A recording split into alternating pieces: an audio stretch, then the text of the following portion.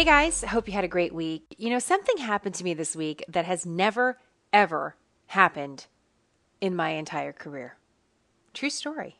15 years as a journalist. I have to think about how old I am. But 15 years as a working journalist. And what happened to me this week has never, ever happened before. It's not a mimosa moment. We talked about that last week. A mimosa moment, one of those times where you have to sit back and laugh at something that happened in your day. This is not a mimosa moment. This is actually a margarita moment. It's more serious. And I'll tell you about it in a second. But I really want to get to the news this week because the best description of the news cycle this week is highly charged. Hasn't it been? Right? We're just going to get into it. We're going to take a deep breath. And this week's a good reminder that you never know where you'll wind up. Wherever you're going to begin a week, you never know where you're going to wind up. And we started this week with news of the government separating children from those who illegally cross the U.S. southern border. And then we ended the week with new orders by the government to reunite those separated children with their parents or with their guardians or whoever they crossed with. And a lot happened in between. And a lot's going to happen in the weeks ahead. But this has been an inescapable story. You open up Instagram or Twitter or Facebook, or that you watch things in the news, you're listening to the radio. You can't escape it.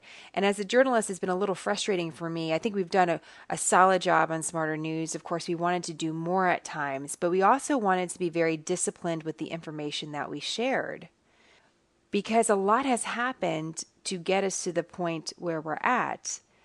And presenting the appropriate context is really important, that we have a strong understanding of how we got here. And I think that's really been missing from the news. Everything's been so charged that we just haven't paused for a moment. So for a little bit of a different perspective on this story, I want us to travel back in time together. Okay? The government says illegal border crossings spiked back in March. So my question this week is, well, what happened before or after that? Like, why March? And if you look at some of the numbers, it looked like border crossing jumped by about 10,000 in March compared to January and February. And listen, there can be all sorts of variables for that. It could be the season. It can be the weather. I mean, there's all sorts of reasons for a bump in March. But what I wanted to look at is to what actually happened in the U.S. government. What happened on our side, stateside, back in March. And as I was looking back through the news, I saw some interesting things that I just wanted to share with you. So let's go back to March. I don't even remember where I was in March. Do you remember? Sometimes I don't remember where I was yesterday. So let's go back to March. So leading up to March, the president made this big State of the Union address where he announced, and it was a surprise, that he was open to granting citizenship to a very select group of children that had been brought into the country illegally when they were young, as long as that policy change was part of immigration reform. And as part of that immigration reform, the president wanted money to build a border wall because that's been something that he's talked a lot about over the years. Now, the president, after the State of the Union, set an arbitrary deadline for March 5th. Do you remember this? And he said, hey, by March 5th, Congress needs to make some sort of compromise on this, or I'm going to try to move ahead by myself. And of course, Congress didn't make the compromise, and so that didn't happen. And a few weeks later, at the end of March, Congress had this big spending bill debate. We were all wondering if the government was going to shut down, and there was an opportunity there to legislate some new immigration reform. That opportunity surfaced, and yet again, there wasn't any compromise. So we talked a lot about immigration, really, in the first 3 months of this year. But at the end of March, we had no compromise. There was no citizenship extended to anyone new, and there was no money for the wall. Remember that? The president wanted $25 billion. He did not get it. But construction in early April started on a fence, and you can check out in our summary, I linked to our card from early April that shows what this fence looked like. And it looks very much like a wall. So that started early April. And of course, around that same time, end of March, early April, we had that major story about a caravan of asylum seekers that arrived at the border. And I was looking back through this because some of the children that were separated at the border are from Central American countries. We do know that. And so the majority of the caravan of asylum seekers was from Honduras. And interestingly, I just read for the first time, one of the people in the caravan used to be a politician in Honduras, but she was fleeing because she said it was too politically unstable. Well, back at that time, the chief of the Rio Grande Valley sector for Customs and Border Control, this is one of the busiest sectors for illegal immigration in the nation. He gave an interview to Reuters in early April, and he expressed some concern that the caravan would inspire others to do the same, and that we would still continue to see the spike in illegal border crossings that we saw previously in the weeks leading up to that. So that's sort of the stage for the last several months. And so here we are now dealing with this repercussion of a spike of illegal border crossings, and that is the children. And what's interesting is that the Trump administration now will confront a very similar legal battle to the Obama administration.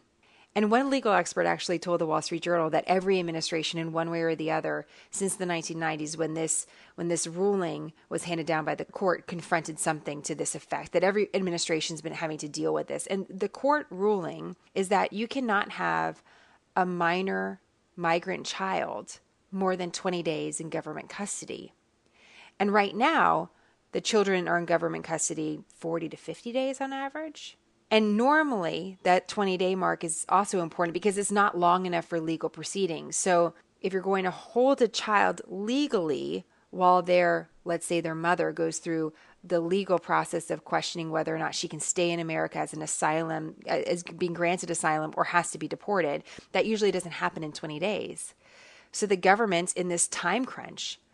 And again, that's the same thing that the Obama administration confronted for different reasons. Remember, the Obama administration confronted unaccompanied minors coming across the border illegally with no guardians. And they had a huge problem of figuring out what to do with the kids to keep them safe and what to do next. We have some great numbers, by the way, on Smarter News that talks about what unaccompanied minors look like when we come to age breakdown and gender breakdown. And it's really important to take a look at that because it may give you a different picture of unaccompanied minors than what we've been seeing this week.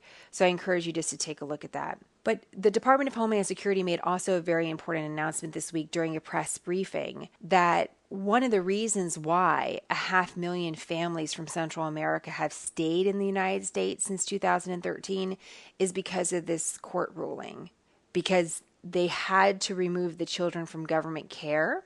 And quite frankly, from what my understanding of the information is, parole the families to return to court at a later date because they could not hold the children for longer than 20 days. And so they would be matched with a family, the sponsor family. Usually 90% of the time, it's someone that the child knows in America. And so that's why so many have been allowed to stay, because the legal process just can't keep up with the volume. So that's something to watch in the week ahead, the weeks ahead, quite frankly. The president made a reference to that of some sort of legal showdown. This is what he was talking about, because the timing of this and the ability to hold children conflicts. And that's where we're at. But remember, things change. This week in the news, we learned a lot about changing traditions in America. One of them is that, baseball, America's favorite pastime at one time. Well, attendance has dropped sort of mysteriously. And then we were looking at another story, marijuana. In the past, it was a huge legal no-no, right, to smoke marijuana, possess marijuana. And now it looks like there might be some room for marijuana laws to change on a broader level, which is interesting. We also saw that the tradition of Americans watching television is really being challenged. And sooner than experts thought, Americans will spend more time online than they will watching TV, which is a big deal in America because nearly all of us own a TV. One American tradition I can say that we can depend on, though, of course, is our constant debate on certain issues. But just remember this as well, because this week we celebrated the first U.S. woman astronaut in space, Sally Ride. It happened 25 years ago. We talked a little bit about the plague, something that we've been able to contain in America. That's because there was a case of the plague that emerged in Idaho from a child. But in general, we don't have to worry about that in America anymore, not like other places. And we also learned for the first time that Americans have given more than $400 billion to charity. That's pretty incredible. So the diversity of our accomplishments should also show us that what seems impossible may actually be the next headline. So that's something we're going to watch for at SmartHER News. So I had a bit of an adventure this week. I was so excited because I had something really special to show you. And it's from our trip that we took to New York City as a family. We hadn't been back as a family since we moved out of New York City. So this was a really big deal. And our kids happened to be really obsessed with the Statue of Liberty. So I have a 3.5-year-old and a 2-year-old. And I thought, well, we'll just go down to the base of Manhattan and we'll just look at the Statue of Liberty. That's going to be totally fine. But my husband was like, no way. We totally are bringing the kids to the Statue of Liberty. And I was a little reluctant for obvious reasons about what that was going to look like. But I did something on a whim, and I emailed a man that is extraordinary. One of my favorite interviews of all time. And his name is Barry Moreno, and he's a librarian and historian at the Statue of Liberty National Monument and at Ellis Island. And I talked to Barry over the years just to get some really good historical context on immigration. And I thought, if I'm there, maybe I can meet him. Wouldn't that be great? And better yet, maybe I can interview him, which would be awesome. So early on Wednesday morning with the kids, we head out to Liberty Island. Several meltdowns later, we end up on Ellis Island. And I had emailed with Barry and I wasn't quite sure we were going to meet, but then he showed up and it was amazing. Barry comes in, he comes bopping into the library where I met him, and he's like super energetic and vibrant. And I'm so excited to talk to him. And I've done interviews this way using my computer and a special microphone for a myriad of different people, including another historian whose interview I have held for you for a couple weeks from now. So we're sitting in this library, this memorial library in Ellis Island, Barry and I, and we're in this amazing room. Let me just paint the picture for you. It's this big open space where the ceiling is skylights. The entire ceiling is glass. And the walls are really high. They're probably like 20 feet high and brick. And there's these big long tables that looks like out of a movie where you can sit at and do research. And that's where Barry has his office. And so we were sitting there and we're talking, having my microphone out and my computer, and the glass ceiling is sort of creaking and the doors are sort of slamming, but it's quiet because we're in this library during this very busy tourist season at Ellis Island. And so Barry and I start talking, I start recording, and I noticed that something was going on with my computer. So I had to stop, and we started again, and everything was going good. I was stopping periodically to save my information because I wanted to make sure that I didn't lose anything. And so we had this incredible conversation that lasted over an hour. And check everything looks good. I leave, I go home. And this is what happened to me that it's never ever happened in my entire career. I get home to the hotel and I open up my computer, and my computer is pinwheeling. The pinwheel of death? You know what that's like. And I call Apple support because I know that I've recorded this amazing interview. And I explain to them the situation, and they're like, it's going to be fine. You're going to have to force quit, but you're going to have your information saved. And of course that happens. I force quit. And when I open everything back up, nothing is saved. Zero. I lost everything. And that's what's never happened in my career. Like, I've never gone into an interview and lost everything. I mean, I've certainly had technical problems in the past, but I've never been wiped out completely. And it not only wiped out my interview with Barry, but a few other things that I had recorded. So it was catastrophic. I mean, it made me sick, like physically ill, because I was so proud to be able to have this interview that really gave some important historical context on a week when we really could use it. So I wrote Barry, told him what happened, and said, listen, I'd love to do an interview with you again, but I totally understand if you never want to speak to me. Lucky for us, he said he will speak with me again, and I think I have a way to do this from afar with more of a backup plan, which is something I should have had in place anyway. So you live, you learn, but man, it can be painful. And that's why I was saying this isn't just a mimosa moment. This is like a really serious moment. So I'm apologizing to you because I really wanted to have something incredible this week. but I still have my notes from the interview. And so what I would like to do is share with you the 3 top things I learned from Barry on immigration in general, having nothing to do with politics. This is just learning about how immigration has operated in America over the years. It really surprised me. I think it's going to surprise you, and I want to share with you these 3 points. And then when Barry does come back and we do an interview together, I was thinking about this. I bet you have some really interesting questions about immigration. What we think of immigration in the past often isn't the truth. And so I'd like to give you the opportunity to get some of your questions answered. And so I thought maybe you can email me and I'll use some of your questions in this interview with Barry Moreno, which would be such a rare opportunity to have the guy who has spent 25 years plus on Ellis Island, making sure that we're telling the right story about immigration available to all of us here at SmartHER News. I just think that would be amazing. So you can email me, info@smarternews.com, and, just don't censor yourself. Just whatever you want to learn, I want to hear about it. So email me, we'll get that interview up with Barry, and in the meantime, here are my top 3 takeaways.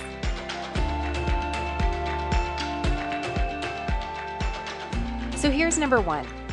The first person ever processed through Ellis Island was actually an unaccompanied minor, believe it or not. Now, I have to put quotes around that, unaccompanied minor, because she did enter the country legally, but she was under the age of 18. And right now we consider anyone that comes into the country under the age of 18 an unaccompanied minor, unless, of course, they're with their family. But when they're separated from their family, they're called an unaccompanied minor. So the very first person processed through Ellis Island is a teenage girl with the name Annie Moore. And she traveled with her 2 brothers on a 12-day journey from Ireland to New York City. So she was 17. Her 2 younger brothers were much younger than her, and she was responsible for them.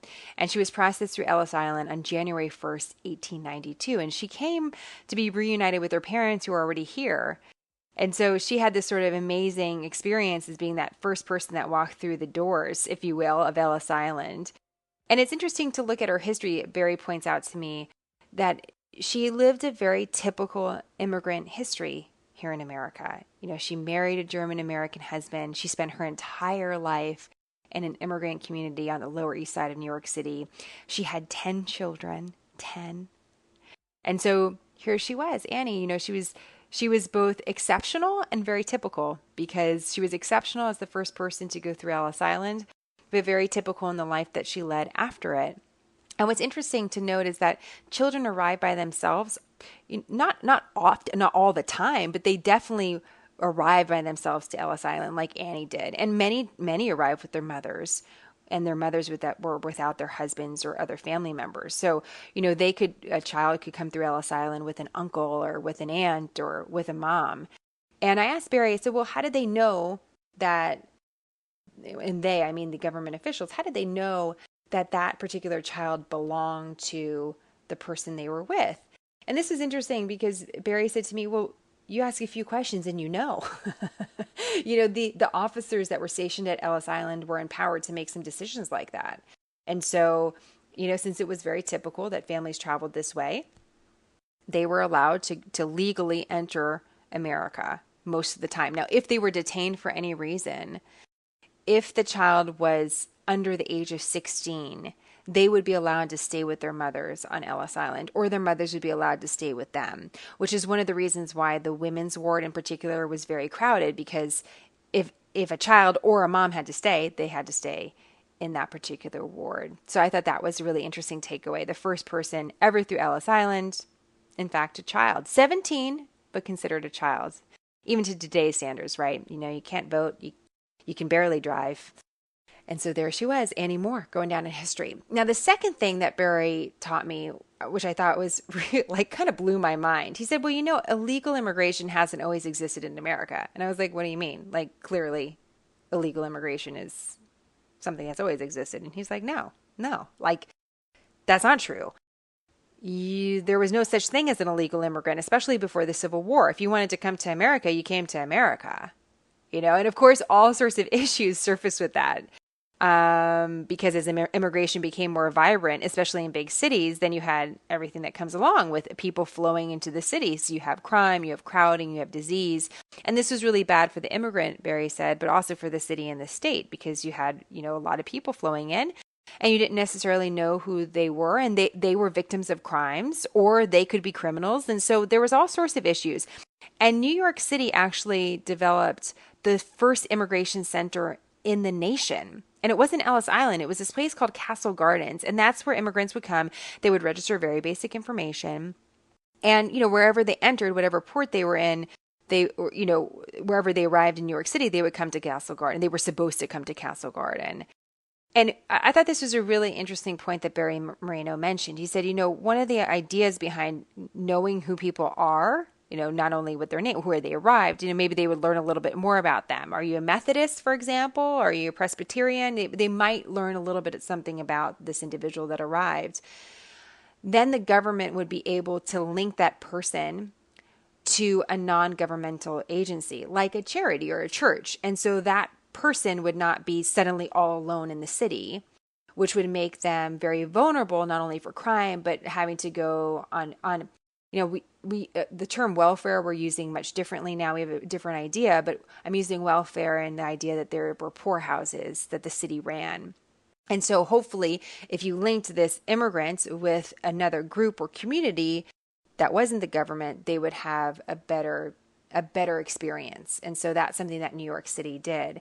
And I thought that was really interesting. Also, it's important to note that a lot of people that came to New York City and a lot of people that came through this first immigration center didn't stay in New York City. New York City had this, the huge railway system. And so they would instantly move off into some other place. But this kind of set the stage for Ellis Island in some capacities. In fact, what Barry said is that the federal government actually wanted to buy Castle Gardens, and seems like there was a lot of resistance from the state, which actually leads into the next point that Barry taught me, which I thought was really crucial and totally changed the way that I thought about immigration. Immigration was not originally a federal government issue. Can you believe that? I mean, think about that. Immigration was not a federal government issue. In fact, states like New York and California, who had a lot of immigrants, did not want the federal government involved. And part of the reason was just philosophy. Like, what does the federal government know about what's happening in New York State, right? Like, the federal government wasn't emailing. They weren't FaceTiming. They were far away. And so New York State and New York City felt like they could handle the immigration issue. And also, Barry explains to me that, the federal government did not have a lot of resources, especially in the early 1800s, to handle immigration or contribute to immigration in any way. So it's sort of this mutually beneficial relationship. Hey, states, you're going to handle, cities, you're going to handle immigration. The federal government's going to do something, we're going to be hands off. But several things happened. And one of them being the Civil War. Now, the Civil War, Barry says, is very important for immigration because where the states were suddenly very powerful before, the Civil War sort of changed the paradigm in America where the federal government did gain power of saying, hey, we can actually tell the states what to do. That was important. But also there were some court cases that came before the Supreme Court, and they came from several different areas. And part of the court cases, and this is kind of going through the 1800s, had to do with states taxing immigrants or levying fees on immigrants or certain regulations on immigrants. And the Supreme Court, and I'm generalizing here big time, but the Supreme Court's rulings on this were fairly consistent in saying immigration is a foreign affairs issue, and foreign affairs is a federal government issue. And so this is where the federal government can step in. And the federal government and Congress started making immigration laws. And there's a little bit of a key to this, though. Remember that the courts were taking up these cases that had to do with fees on immigrants. Well, the federal government realized that they could levy a fee on immigrants. And I've seen different reporting on this, so I just want to put a little asterisk by it. I've seen that some of these fees may be paid by steamship companies. So this ship that you arrived with would pay your fee rather than you would hand over a fee when you went through Ellis Island, for example. But the federal government figured out a way to make some money. And this is how they were able to support what would become federal immigration. And so that was very key. But it's interesting to think of the fact that as a U.S. citizen, if you were ever talking about immigration, you weren't really talking about the federal government. You were talking about your local affairs. I thought that was really, really interesting. So at the end of our interview, I asked Barry about the most important takeaway for him that he feels is missing from the current immigration debate. And his answer, just like everything else, is fascinating. I really can't wait for you to hear him in person. He's really a unique storyteller. And he said as a historian, he feels two things really stand out. He said, over the years, you have to remember that immigration is really about betterment, that's a consistent theme. It's about the betterment of American society. And different generations interpret this differently. Some we're going to judge in different ways, but it's a theme that in general, immigration policy was about the betterment of society.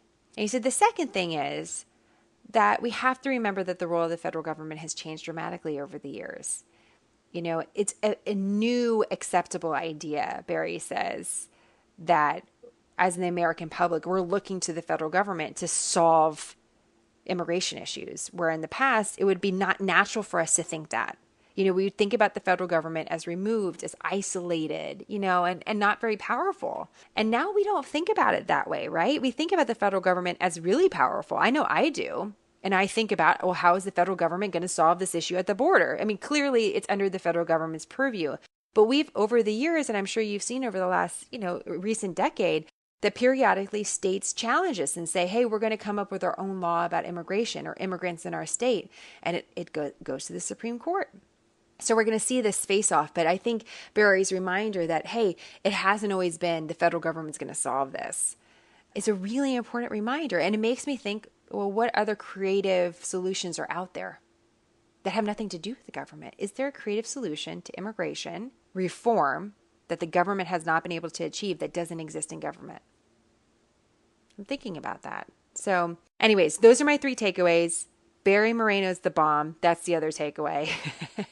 And I'm really excited for you to hear the voice of this extraordinary storyteller. I really think he's a national gem. I'm not just saying that, Barry, if you're listening to me. I'm not just like, this is for real. I've talked to a lot of people over the years, and I love listening to Barry. And I'm so disappointed that the interview didn't get saved. But sometimes that happens. I always experience that, in live TV, or even when I was publishing, rushing to publish a piece when I was working at a district newspaper, for example. Sometimes the stories don't make air or don't make press, and you have to think, okay, there was a reason for that, and we're going to try to do it in a different way. And when we do it, it's going to be the right time. And I actually think it's going to be the right time if I can better answer the questions that you want answered. So definitely email me. Again, avoid current politics. We're going to keep the politics out of it for a second because we really want to hear about immigration in the past. And email me info@smarternews.com for, anything about immigration that you'd like to hear from Barry Moreno. And you know what? I'm going to throw in something. If we pick your questions, I'm totally going to send you some Smarter News gear. I mean, that's only fair, right? So send in your questions. If we pick your questions, we're going to send you some gear. I'm really excited about that. So we're going to figure it out. That's what I'm going to promise you. In the meantime, thanks for understanding. I hope you still find the takeaways interesting. And this is what journalism's about. You got to go to the place. You got to sit at Ellis Island. Oh, and I forgot this last gem, by the way. And I'm going to leave it here, I promise. But the room I was telling you about where Barry and I sat? Guess what it was originally? It was actually an exercise room with an open ceiling for detainees at Ellis Island. So they'd be able to come to this little courtyard and just get some fresh air. But the walls were really high. Remember I said the walls were about 20 feet high? That's because they couldn't get out. And so now that small detention area is a really cool library. And that's kind of how fluid history is, right? What things are one day becomes something very different the next. Just something to think about. I hope you have a great day whenever you're listening to this. I'm so grateful for your time. I look forward to answering your questions. And we are excited for the week ahead at Smarter News. Have a great one. I'll talk to you later.